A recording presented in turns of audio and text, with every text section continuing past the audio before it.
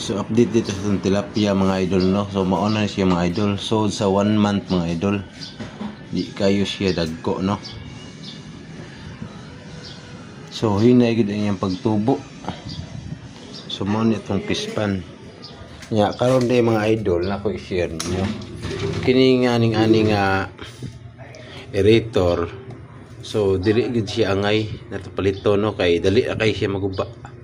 So gigamit lang ni nako mga idol mga 3 hours na siguro guba na pod. So ikaduhan ni nako. So sa akong tan-aw dili gid siya advisable, no. Atong i-choke ni siya mga idol, oh, dili lagi siya maandar. Oh, wala na. Dili lagi siya maandar. So sa akong i-recommend niyo mga idol kung namo mga pispan or kanang mga aquarium, dili gid siya maayo. So dili gid ta angay ani mo palit kay sayang lang yung kwarta. Ikaduha ni nako. Ang una na akong napalit mao gihapon. So sa usa lang ka oras na naguba. So ay po ko palit og lain maora gihapon dali ra gid kaayo siya. So para nako, no, di gid siya recommendable kung namo yung mga aquarium.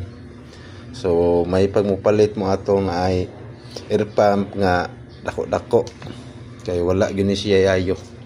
So maura gini akong ikakuan yung mga idol, no, kay pati gid siya klase. So sayang lang kaayo ang iyong kwarta mupalit mo ning ani.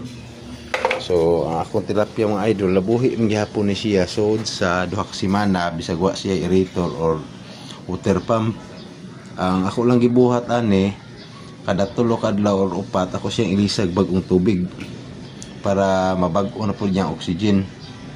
So ma-order niya atong update sa itong mga tilapia. Dagko naman siya. So mga duha na siguro gini siya ka tudlo. So mao na di siya mga idol, no.